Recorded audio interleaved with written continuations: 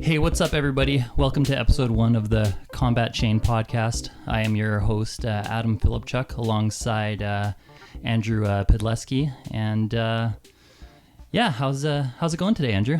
Good, man. Thanks. I'm happy to be here. Yeah? Should we get started off with some introductions? Talk about how we even arrived at Flesh and Blood? Yeah, man. Why don't you start off? Tell us a little bit about yourself. Perfect. Thanks, buddy. So, I've been playing strategy games as long as I can remember. Like, I remember being 5 years old and my uncle teaching me how to play the original StarCraft and StarCraft Brood War. And I'm just like this little kid trying to climb the ladder and rank up, just playing Zerg every day of my life. And from there, I started playing like Warcraft 3, every RTS on the planet, playing tons of StarCraft 2, like trying to be the best like no one ever was. And then I found Magic the Gathering, and I started like playing cards every day, like just grinding, playing like 7 events a week. It was nuts. It started for standard, went into modern, played legacy, commander, every format until we got to a pretty competitive point. I started flying around to some different Grand Prix. I cashed Grand Prix Calgary 2019. Just been playing Magic forever. And then my friend told me about Flesh and Blood, which is just so much more fun than Magic. So I just hopped into that like head first, been playing so much. And that's where I met Adam, and we've just been grinding since then. Yeah, you've been playing with us since August now, I think. Yeah, I've just been playing 2 months or like maybe nine weeks so far. And I mean, like, since then you've got 2 RTN top 8s under your belt. Top 8'd 2 RTNs in my first month of playing. Managed to, like, just within a couple months, you managed to sneak in, get the qualification for Canadian Nationals. That's pretty impressive. Yeah, true. I have to thank you for that, to be honest, though. Like, I started playing, like, my first or second night. You were there to just, like, teach me, lend cards. I saw you were, like, rank 5 in Canada on 90-day XP. I was like, oh my god, this guy's so good. You're just teaching me, giving me cards, giving me promos for free. Yeah, I mean, there's a huge element of me for, like, ever since I got into this game, I've just wanted to see it grow. And it's just such a phenomenal game that, like, I want to see it succeed. So, and I guess to that segue into a little bit about myself here. It's funny, unlike Andrew, I don't necessarily have the same huge background in gaming that he does. I played video games growing up and stuff, but I actually was quite into music, and I thought I was, my whole life I had this dream that I was going to make it as a rock star. It was hilarious. Parents are like, no, you got to like have a good foundation, get a good job first. And, I ended up actually I played Magic on and off since about 2015. I think a lot of people who are found Flesh and Blood, they come with a Magic background. I actually once heard this joke that we should just call Flesh and Blood players ex-Magic players. But I on and off since 2015. I actually at the beginning of the pandemic, that's when a buddy got me back into Magic quite heavily, and I started jamming Arena, and it was the competitive scene that I found really appealing. And I remember when Channel Fireball announced their merger with LSS. That was when I first heard about Flesh and Blood, and I was like, what the heck is this? Like, we've got Magic, why do we need another game? And just through osmosis, I started to learn a little bit more about the game. It was initially a financial interest. I was like, oh, people are really buying into this. Like, I should probably know a little bit more about this. And picked up a box of Welcome to Wraith when we got Unlimited here in Canada in November last year, and it just kind of spiraled from there. Actually, it was crazy. I pulled a heart in my first box. Nice. And I was like, holy, like, this is that was incredible. Now you're hooked. And then I started playing casually with the girlfriend. When they announced Skirmish Season 1 back in February online, I was like, oh, I got to get myself a webcam. And I did a little bit of research, sleeved up IRA base stock, because I think the blitz calling had just happened right before that, so everybody was high on IRA, and I actually managed to totally take out my first skirmish, and I was like, holy, like I must there's something here. And I met so many people on Discord when I found Discord, and it just kind of spiraled from there. Since then, I've managed to play my way up to 39 on the global leaderboard. Going to Nats here with Andrew. There's a few of us. Obviously there's a bunch of Canadians going to Canadian Nats, but we've got I think 4 of us from Edmonton here going. Yeah, locally traveling with 3 you guys. Yeah, and then so excited. Yeah, Canadian Nats is going to be a good time, and which actually brings us into it's national season's just kicked off. Yeah. Now we've got a lot to think about now that we've paid for our planes, paid for our hotels. Yeah. So we're paying attention to all the pro quests around the world. We just had Dallas and Cincinnati. Yeah, and then UK Nationals this weekend. Yeah. There's lots of CC in there. Congrats to Matthew Foulkes. Foulkes? I'm not sure. Pronunciation on the last name there.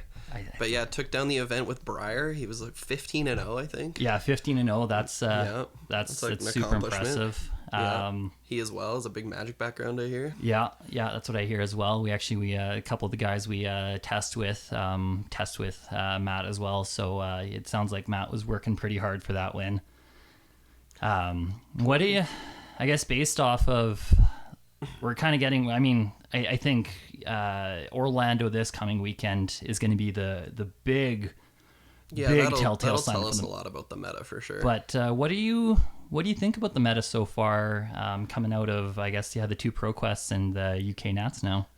It looks really open, to be honest. It seems really cool. It seems like a really healthy format. Like previously, I think things were skewed a little bit more towards chain, especially locally. All the events I was showing up to, it felt like half the room was just chain events. Yep. At both the RTNs I played. But coming off that Seeds ban, every event has like quite a big pie chart where things are just really open. Like we're seeing a little bit more like Bravos and Lexis, but then it's like almost every hero's showing up. Yeah, and I mean, Bravo pre the chain ban, Bravo was still around, Prism was still around. Like, I mean, the meta then was, for the most part, Bravo, Katsu, Prism, Chain, and we were seeing some Dash. But I really think Bravo could have been the top of that meta. The matchup was just so close where Chain could eke it out on like the last couple turns by building an Eclipse and making that Shadowverser token pretty easily. And I think that's part of what Chain did well, was not only did he went wide right off the bat, which is harder for Bravo to block, but he went wide and tall at the end. It was just... It just came down to those last couple turns, and it was just that easy Eclipse that they could build off of all the seeds that they pitched in the early game that would just finish that game. And so now without all the seeds, Chains are having a little bit of a harder time casting that Eclipse. Yeah. And I think that's given Bravo a little bit edge. That might be why we're seeing so much more Bravo. Yeah. People have find success in these events. There's room to play Bravo now, and there's room to play those slower heroes, slightly slower heroes. I mean, aggro still seems to be somewhat prevalent, and Briar seems to be able to play well into that aggro strategy as well. But I definitely feel like the meta has slowed down a little bit since. Control decks are like a little more viable now. They're finding a bunch of success, and people. Yeah. It was really cool seeing like even UK Nationals. Every hero was there except for Kano. Was there no? There was no Kano at the UK Nationals. Not a single Kano at UK Nats. I thought there was one. No, you're right. There wasn't a single one. Yeah, that's the one hero that's missing. Yeah, which actually, looking at the turnout for UK, I mean, what was top 8 was. I did the math. I think there was 86 players, and at the high end of that, we had 15 Bravos, 13 Briars, 11 Katsus, 9 Prism, 8 Lexi, Dash and Dorinthia at 7, and then everything else was just kind of between 1, 2, 3, and 4. And then coming down to the top 8, it ended up just being 4 Briar, 2 Katsu, 1 Viscera, and 1 Bravo. Which, I'll be honest, I'm surprised. I'm not surprised about the Bravo turnout. I'm not surprised about the Briar turnout. Katsu makes sense. I would have actually expected to see more Prism. I thought there'd be more Prism, and I'm also intrigued that out of 9 Prisms, none of them made it into the top 8. I don't even know if any of them made it into the top 24. I feel like Prism's had a tough time this event. Yeah. I mean, I think part of what does Prism a disservice really is when you make the right sideboard call, when you do everything right for Prism, Prism is near unbeatable. But there's just so many decisions that you can make, and there's so many. I believe Prism's the hardest deck to play, other than maybe Kano. And some of these Prism lists we're seeing can sideboard like 5 ways. Like you can come out as an aggro deck, a mid-range deck, a control deck. You can play like an all auras and shields type strategy. Yeah. And that's kind of a double-edged sword, because when your list is trying to do like 5 things at once, sometimes you're drawing the wrong cards at the wrong time. Yeah, very much so. And I think that's where Prism is both at an advantage and a disadvantage. Yeah, it can absolutely reward like the best player in the room. Yeah, because having all of those decisions, all those instants that you can play at any time. Because if we go back to look at, say, Vegas, even though I don't think Vegas as meta is relevant anymore because of the seeds banning, you can look at like Tyler Horsepool's list. That list was very much built to beat Chain. Yeah. And that's fine. It worked for him. Great player. I commend his achievement. But that was a great meta call, and that's part of what got him all the way there. And that's where we see Prism excel. And like I said, if you make the right decisions with Prism, you will be successful. But there's so many times where you can sit down with an opponent and not know, even though they present their hero, you're not going to know what to sideboard for. Like if you see, let's say Viserai is a great example. Viserai can be so, just like Prism is so... yeah, is he playing one turn kill? Yeah. Is he playing mid range? Is he like just a fast low to the ground aggro deck? Yeah, exactly. And that right there makes it so hard for Prism. And I think if somebody wants to find success on Prism, it's really going to come down to having a good hedge board, being able to, for those of you who don't know what I mean by hedge board, I guess anybody coming from a Magic background where there's there still is sideboarding in Flesh and Blood, but it's different. In Flesh and Blood, you choose before you actually see what your opponent is playing with, so you really have to make an educated guess. And yeah, the concept of a hedge board is like, do I think they're control? Do I think they're aggro? Am I just gambling and taking a risk? So maybe I'm just boarding in half and half. I just bring in a couple of the cards that are good for control, a couple of the cards that are good for aggro, and I hope to just see the right things at the right time and make that educated guess. Because if I just slam in like the whole 15 cards that I want for the full control matchup, and then they come out of the gates as an aggro deck, it's going to be like, oops, that's scary. That's one thing that was really difficult for me coming from a Magic background, with having like a really good knowledge of the metagame. After game 1, I know exactly what their list looks like, and so sideboarding becomes very easy. I just have a plan. Now, I roll up to a Flesh and Blood event, I just sit down, they reveal their hero. Like Adam said, I don't know if this is aggro, control, mid-range, so there's some finesse to sideboarding in this game for sure. Very much so. And it depends on the hero as well, because some hero, like if I see Chain, I you know what you're in for. Yep. There's, Katsu's super variable. Prism's all over the place. Dash can do a bunch of things. Lexi, who seems to be taking up a big chunk of the meta right now, because what I'm seeing, 9.3% of the players played Lexi at UK. And same thing with Lexi. That can be lightning fast. That can be ice. I don't think there's much merit to hybrid Lexi right now. I think with game plan, maybe you could have a sideboard plan where you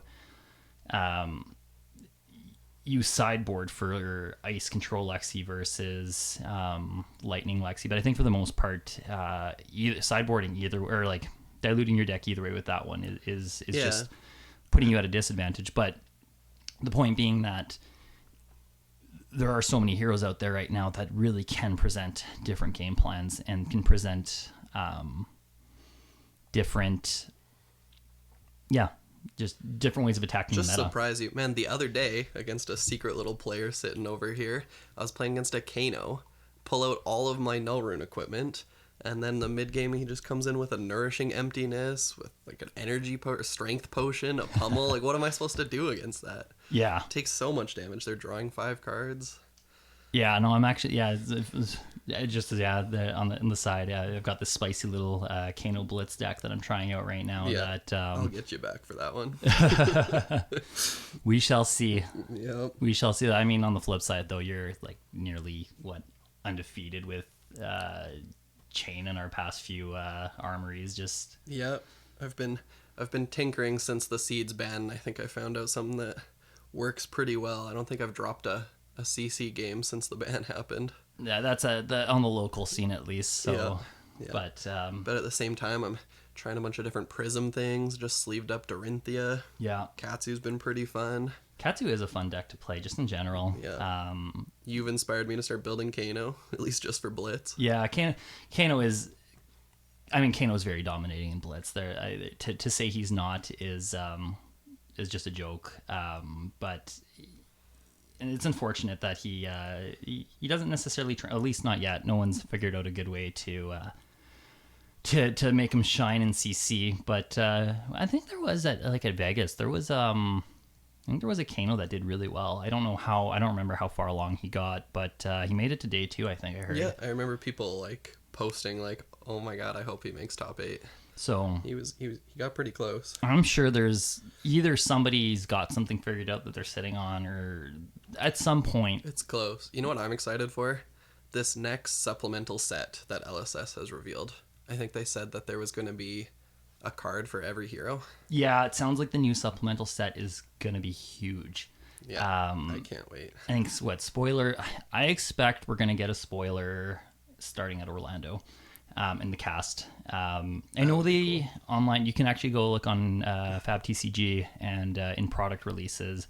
They've hinted that we're getting, like, when we're supposed to get new stuff, that we don't know when exactly, but I think the next set's supposed to come in Q1 of 2022 is what I saw. Exactly that, yep. Let me reference that quickly.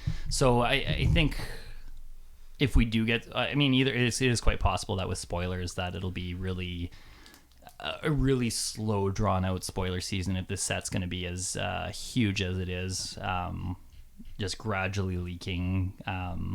Yeah, there it is, Q1 2022. Just gradually leaking cards for each hero until kind of we have a good idea of what the pool's going to look like.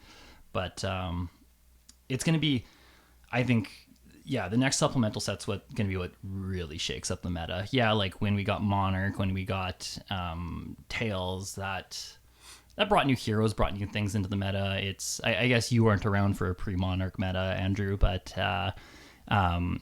that one was really eye-opening because that's when we got we had Blood Debt, we got the ability to play out we got Souls and the talent system, and it changed certain elements of the game. But at the same time, like it didn't invalidate anything pre Monarch and Tails. Like we saw Katsu's still very relevant, and Bravo is still so relevant, and Dash is competitive, and it's a good time to be playing Flesh and Blood right now with just like how open the meta is. Yep. But I'm jealous, man. I wish I could have started closer to day 1, experienced every meta, every season. Yeah, I'm so jealous of anybody who got in right at the beginning, who started playing with Welcome to Wraith, and who got to just deeply explore that format on its own, and then like bring along Arcane Rising on its own, and like I can only imagine how mind bending it was to be like, okay, back in WTR, to be like, okay, I get how like all these mechanics, and then arcane damage comes along, and now you need your null rune, and like that would have been, that would have shaken the meta on its head. But then and I think I've heard some other content creators talk about how when we get the supplementary sets, that's when like the game shines at its most. And like LSS has done a really good job of adding new mechanics, but not having them be like completely meta warping or just busted or overpowered. No power creep yet. And I guess we have gotten very like minute amounts of power creep, but for the most part, everything's still valid, and it's the next set's gonna be really cool to highlight, or just to give everybody new toys and make everything viable, hopefully, and while not overpowering anything. And Yeah, that'll be really cool. Excited. So Fair. how are you feeling before going to our nationals? Are you ready? Are you excited for our Blitz event, CC? How do you feel about drafting? Drafting's gonna be. I won't lie. I'm nervous for the hybrid format. For anybody who didn't get a chance to tune into UK Nats and who kind of isn't super familiar with the format yet, we're actually, for day one, we're doing. It starts off with 3 rounds of constructed, then we draft, play 3 rounds of draft, and then we finish off with another 3 rounds of constructed. And it's very much like to make, and I think with 96 player for Canada at least, with the US, it's like I think they have 500 and some players on day one or something Really? like that. It's huge. I didn't know. But yeah, for Canada, it's 96 going into day one, and then from that you're playing for top cut to day 2. So it's gonna like the hybrid format's really gonna test the mettle of players, and you're not gonna be able to just come in with a solid sleeper deck and win into day 2. Like if you go 6-3, I don't think that's gonna make a cut for day 2. I assume it's going to be tough to top 24 out of 96 people. I'm not exactly sure how that plays out. I think the X and 1s get in, and then sure. I think a couple X and 2s get in. So I mean, if you can go X and 2, we're having 1 year for sure. Your first 3 rounds of constructed, that's going to put you in a good position. I'm feeling really confident about constructed right now. It's draft that I'm a little bit more nervous about. Yeah. Like even back in Magic, drafting was not a strong suit of my game. That is Now, fair. only playing this game for around 2 months, I think I've only drafted like once or twice. I know we've done 2 drafts for sure on, like we've been trying to get in weekly drafts on TTS. I mean, with the pandemic, it's so hard to draft in person. But yeah, and just product for Tales of Aria. That's the other tough part. Finding yeah, because we don't have unlimited yet. So finding first edition product's been tough. But like I mean, I think the what's the word I'm looking for? Where it's going to be really interesting to draft Tales is it's an interesting format to draft because like there's no generic cards, so you right away you're making picks that are going to start to put you into certain classes. From the little bit we have drafted, I have found that trying to stay as open as possible is in the beginning it is to your benefit, but you do want to take that equipment early because it'll dry up otherwise. Well, that's what blows my mind is there's only 3 heroes in this set. So we have a pod of 8 people fighting over 3 heroes, which is different for me when before, like quite a few, there's more combos, more options, more things open. Yeah. And that's where I think the people who are going to do best in that draft are going to be the ones who can read the signals and who can draft their seat. Yeah. That's what I struggle with. Yeah. And that's where, like, so if we look back at, there's really interesting during the calling in Auckland, that calling where Matt Rogers won. The top 8 draft, you had Matt Rogers on Chain, you had Kiki Labad on Levia, and then everybody else I think was on either Bolton or Prism. Now I unfortunately haven't had a chance to draft Monarch really. I have heard that the pack distribution can be a little interesting with that one, getting just weird amounts of light cards or shadow cards, and that can kind of skew the signals about what heroes open. But my understanding, like hearing an interview with Matt Rogers, my understanding was he didn't actually know Chain was open until he wheeled an Aether Ironweave. And when that wheeled, that's when he knew no one else was on Chain, and he was able to just put together this gross Chain deck. Yeah, what a clear sign. Yeah, very clear sign. And I mean, you can those are things that you can use to your advantage. Like, look at, like, if you see let's say for example a Honing Hood wheel, you know that Ranger's likely open. Yeah. Seeing well, we all know nobody will wheel a Briar card because that seems to be the cool thing to do, is to force Briar. But well, that arcane damage is so impossible to prevent, and that kind of, I think on the first calling we saw a lot of people just try to come out the gates forcing Briar. And as the dust settled and as we see more callings now, like the pie charts for these draft decks are very even. Yeah. We have seen Oldheim win. Yeah, Oldtime won in Dallas, and I'm seeing more Lexi decks, more Oldheim. So yeah, back to what Adam said, like just reading the signals and drafting your seed is just the most important. Like I can force a good Briar deck, but that's not going to work if the 3 people next to me are also just drafting Briar. because your fusion cards are going to dry up so fast, and your power cards are gonna dry up so fast, and you're going to be left with you could draft a whole bunch of what's the card that it's 0 cost non-attack action, pumps your Bramble Spark? No, not Bramble Spark. It's an elemental. It's not a class card. God, I can't remember now. Gives your next card that you fuse plus whatever. Anyway, the Lightning Surge, or I'm drawing a blank now. It's I'll look for it here quickly while we chat, because now it's gonna bother me. True. But you can draft a whole bunch of cards that they fill the requirements of needing say for example with Runeblade, your healthy balance of attack and non-attack actions, but they don't, the payoff won't be there. Yeah, and I'd want to be in Briar to deal as much arcane damage per turn as possible, or play my non-attack and attack, and play my sword to get the 2 arcane damage in. Yeah. And if everyone beside you is just picking these good arcane cards, the good non-attack actions to get those embodiment tokens, the Bramble Sparks, the Arcanic Shockwaves, my Briar deck is not going to be that good. No, and then on top of that, if you run into like a good Oldheim and they block effectively, because that's the Oldheim is probably the best strategy for stopping arcane at this point. Yep.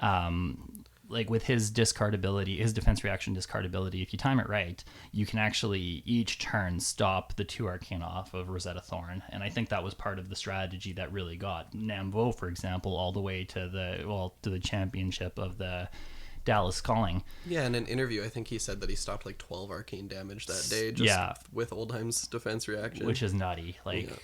With how hard, like what, the only arcane barrier in that set is Heart of Ice. It's a legendary, so no one's gonna have it. 1 in 40 packs. Like yes, at a calling sized event, at least one person might have a Heart of Ice, but if we go and look at the deck list, I don't think actually any of the guys who made the top cut were running those. No, most of the people that when I was tuning in the top 8, they just had 2 pieces of equipment. Yeah. They're just the common ones. It's a lot of Mark of Lightnings. That's a good card. Yeah, that one's a good one for that one's great for good Lexi. For anyone, but especially Lexi or Briar. I guess you can only be ran in Lexi or Briar, but for getting that embodiment of Earth, or for maybe pushing a Frostbite token or something that will disrupt your opponent or give you an advantage, like that, it can really make the difference. Cheese that last life point in. Exactly. Nothing they can do about it. Yeah, exactly. But I mean, with the hybrid format, it's going to be, it's like I said, it's going to really separate the one-dimensional players from those who have a good, well-rounded game. And I'm certain all the top players who are, say, showing up for Canada are going to, they've been, along with testing their CC stuff, they've been practicing their drafts. I know a lot of people have been using TTS as a way to kind of simulate drafts. Tabletop simulator for you guys who don't know. And I just gotta draft my seat and see what's open and hope to get lucky, and if not, whatever, it's gonna be a super fun time anyways. And there's the event on Sunday, the Pro Quest, that I can just play in if and that's scrub out. That's the nice thing is we've got the Pro Quest to fall back on, which I believe is Tales of Aria sealed is what I saw. Yeah, so that'll be fun. Good that'll be good. Prizes for that too. Yeah, and I mean, to go back to the draft there, I had a point, I lost it. That's fine. Sealed on Sunday. Let's say hypothetically you don't make, because obviously the goal is to make it to day 2 in the main event in the nationals, but and that means taking care of yourself, going to bed early Saturday night, like being prepared, being well hydrated. If we all scrub out, then it's also just more fun. You get to stay up late that night, go over dinner, Well, I mean, like the pro. I mean, going back to Vegas, like I think the Pro Quest actually started earlier than the day 2 main event did. Yeah, but I mean, if I scrub out of the main event, then I don't care. I'm just gonna have more fun and whatever fair. happens in sealed happens. That's fair. But yeah, I think we going into our Nats, like we have thankfully we have Orlando coming up beforehand, so Orlando's going to be where everybody obviously had their eye on the UK and was curious to see what would come out of the UK, but I know personally I'm not super surprised with that was kind of seeing Briar, Bravo. Those are chunks of the meta share I was expecting. But with the amount of people going to Orlando, because like I said, I think it's 500 and some players that are qualified for Nats. I assume most of those players are going to show up. If there's going to be any innovation, if there's going to be anything that's going to catch the meta off guard, I think that's where we're going to see it. And that's not to say that Americans are better at this game than anybody else is, because if anything, it's the guys in New Zealand who seem to have this. They've got something figured out. They've got something figured out. And I think it just comes back to them. I think Americans, sorry to cut you off, Adam. I think Americans have played in paper for a lot longer than they have in the UK as well, too. I've heard some stories about them being like pretty locked down over pandemic and not getting a chance to play in paper as much. I know like some of the online or some of the stores were running online events for the UK, and actually because back when we were playing online here in Canada, as much as we were, I remember playing at some of those UK events, just trying to get into any event I could, and there definitely are some really good guys in the UK, but it's just I think that the sample size, like 96 players or whatever versus 500 plus, there's just more minds at work, and somebody's just going to stumble upon something that nobody else thought of. Or I'd love to see like a spicy Kano deck top 8, or that'd be so good. Have some Levia or Reiner come in and just take everyone by surprise. I do think Levia, I think everyone underestimates. She's definitely a balancing act, but I'm certain at some point Levia is going to take the meta by storm. I don't know what it's going to be yet. I don't know when it's going to be. Maybe just one more card from the new supplemental set. Yeah. All of my matches against Levia are like very scary. Like they're just one banish away from taking over the game. Yeah. Yeah, no, it's Levia's. She's a potent hero, and it's just a matter of time until somebody, I don't want to say breaks her, but does something that catches everybody off guard. And yeah, same thing with Reiner. Like, Reiner is I know when the game first rolled out, Reiner was kind of viewed as this, like, oh, who plays Reiner? But since then, like, there's been some formidable Reiner players. And like, I remember during the RTN season, there was a Reiner who took down an RTN. And, like, yeah, I definitely think Reiner is one to keep an eye on for sure. Yeah, deck can be scary for sure. Very scary. We got our nationals coming up. We're flying out on Thursday, November 11th, Remembrance Day. Yeah. Have a chill Thursday evening. Maybe get some food. Friday, we're going to have that Battle Hardened Blitz event. Yeah, which I didn't have a look at. I completely slipped my mind. I didn't even realize that the UK Battle Hardened was being streamed. I missed it too. Time zone, it was pretty different for us. Yeah. Have to stay up real late. Yeah, for day one of UK, for those you don't know, I work shift work, and so I was on a night shift when the UK Nats started, and rather than go to bed when I got home, I just stayed up, watched the whole first day. But yeah, for a lot of guys in our time zone, they would have been sleeping throughout most of it. Yeah, I'm just a degenerate. I'm just up playing video games, chatting with Adam.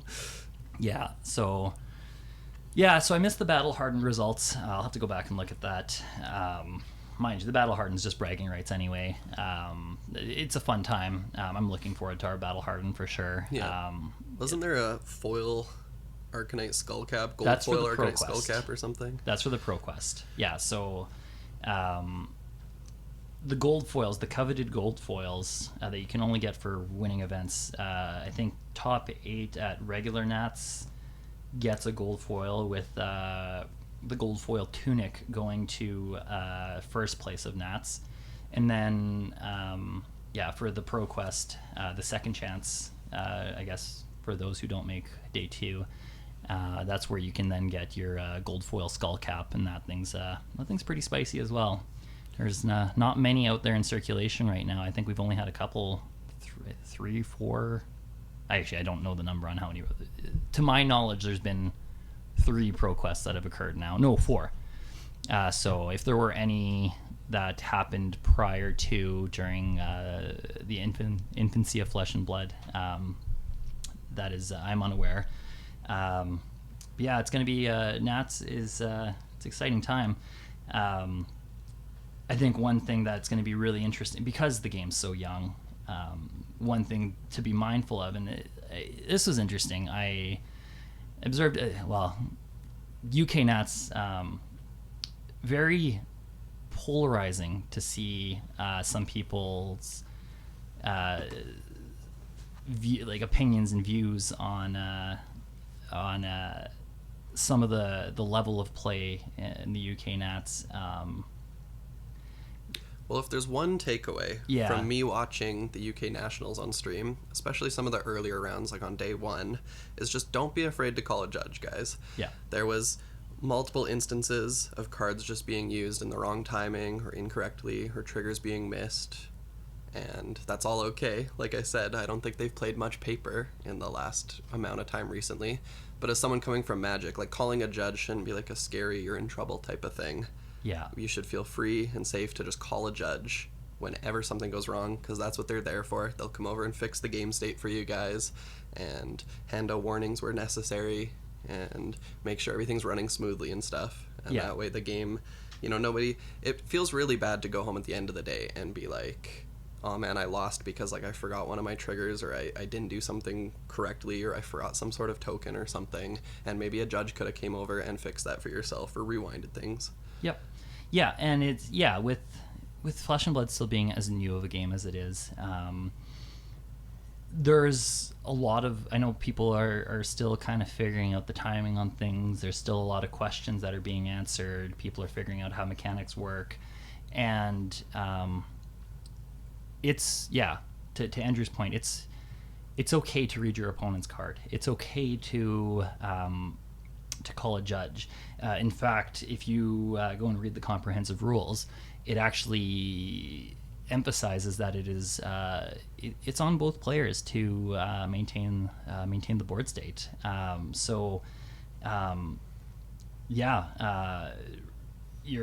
There's a trigger on a card that you play that is supposed to interact with your opponent's hand or something. It's okay to remind your opponent of that, or to call a judge over. I mean, you never want to be a shark, and in fact, Flesh and Blood discourages rule sharking. But to have a fair game, to resolve effects the right way, don't be afraid to do things the right way. And don't be afraid to call a judge on yourself. Accidents happen all the time, especially if you're playing on camera, early morning, you've just traveled, you've got some nerves and some shakes. People draw extra cards by accident all the time. They drop their cards on the floor, and this game, the order of your deck matters as you're pitching and stuff. Don't just try to fix this yourself. Just call a judge over and let them know what happened. Yeah. You saw an extra card, you draw too many cards, you dropped some stuff, you told your opponent the wrong damage coming out or something.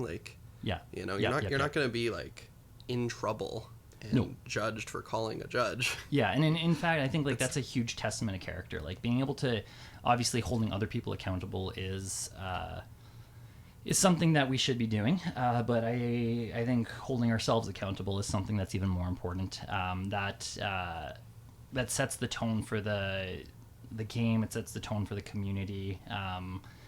It enforces that we as players aren't going to allow shoddy sportsmanship or anything like that.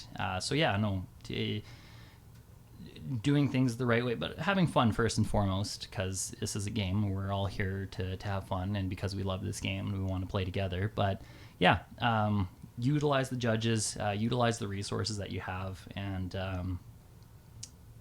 yeah, I agree to Andrew's point. That's probably the biggest takeaway from UK Nats. Yeah, go in knowing as many cards and what they do as you can, making sure things are happening at the right time under the right conditions. There's a lot of cards that say like you're not allowed to do something until something else has happened first. So making sure those things are clear and communicated, and especially given that it's a professional level event. Like, I mean, and I think this is important to emphasize as well, because there is casual flesh and blood and there's competitive flesh and blood. And like, if you're playing on your kitchen table, you want to take a playback, yeah, that's fine. I'm letting you take things back all day. That's totally fine. But at nationals, I can't. No, and that is completely fair. And I think that goes back to the doing things the right way and not being afraid to say no. You know, call a judge over because your opponent wants to take a playback. Like, don't be afraid at a professional level to enforce that, because that's everybody who's turning up for a professional event should know what they're in for. Yeah, there's always that friend at the end of an event who's telling you on the way home, like, oh man, I let this guy take things back like twice, and then he wouldn't let me take something back. Yeah. And in fact, it's like, that feels bad. I'm sorry that happened. But, in fact, but it's nationals. I had that happen to me at the Calling Vegas, and that was I was like, oh, okay. It's an important lesson to learn. Yeah, and you probably will never make that mistake again, and you'll play whatever in the right order, but that's part of, like, to win nationals, you need to show up and you need to not make a mistake. You need to play everything in the right order and not want to take anything back because you're just playing so solidly. Yeah, and you won't be in that situation. And especially going into, once again, the hybrid format, you know, and when you're playing CC and you've got the 40 life buffer, there's room for mistakes. But during the limited portion, when we're playing high level limited, you've only got 20 health. Tales of Aria is such a tempo-based format and such an explosive format that making that mistake, and you know your opponent makes that mistake and you let them take it back, like, and it's not to say that you want to take advantage of your opponent, because you know you want a fair game and you want sportsmanship. I think those are things that we should uphold in our community above all else. But if you're, you know, we are all, you know, we are all here to win at a professional level, and you also got to look for those opportunities. For me, it's about looking at myself, like through my whole life. Out of all of these strategy games that I play, sometimes you get to a level where you're very evenly matched with your opponent, so you're just playing out this entire game, and it's usually like the first person to make a mistake that loses the game. So it's just about like me taking my time, thinking through my plays, showing up to these events and trying to not make a mistake through the entire day, and that's how you end up being successful at the end of the day. Yeah, just keeping your head down, playing to the best of your ability. Obviously, you need a little bit of luck as well. Definitely a card game. There's still some RNG. Yeah. But if you can show up to an event and not make a mistake, and you still just like lose the whole day, I think you can still go home proud. And once in a Magic tournament, I was talking to a pretty big established pro, and I was young. I was asking him like if he had any advice on like how to make it, how to win things, and he said something along the lines of like, you're already here and you already know how good you are as a player, so all you have to do is just keep traveling to these events, just keep showing up, and you just play the whole day without making a mistake, and eventually the stars will align and things will go your way and you'll end up winning. And I've heard that from in different ways from a few different sources. They kind of all say the same thing. You need a lot of skill, a lot of practice, and a bit of luck too. Then you just show up. You just put yourself in that situation. Just set yourself up for success, and hopefully the rest will follow. Well, I think that brings us to the end of episode 1 of the Combat Chain podcast. If you feel free to subscribe to our YouTube. We'll link the rest of our social down below. Definitely any questions, comments, questions we can address in future episodes. Feel free to send them along. Either we'll, like I said, social will be linked below. Email, comments, any great way. Those are great ways to get in touch with us. we're definitely going to be making some content as Yeah. we travel to nationals. Keep Yeah. you guys updated on what we do, how it goes. Yeah. Get there safely. Not gonna. We're doing our testing. We've got some things we're thinking of behind the scenes, and don't want to give away too much yet. Certainly going to be making some gameplay videos. Yeah, 100%. So we'll hopefully over the next little bit it'll be a steady stream of content for you guys. True. Until next time, guys, we're closing the combat chain.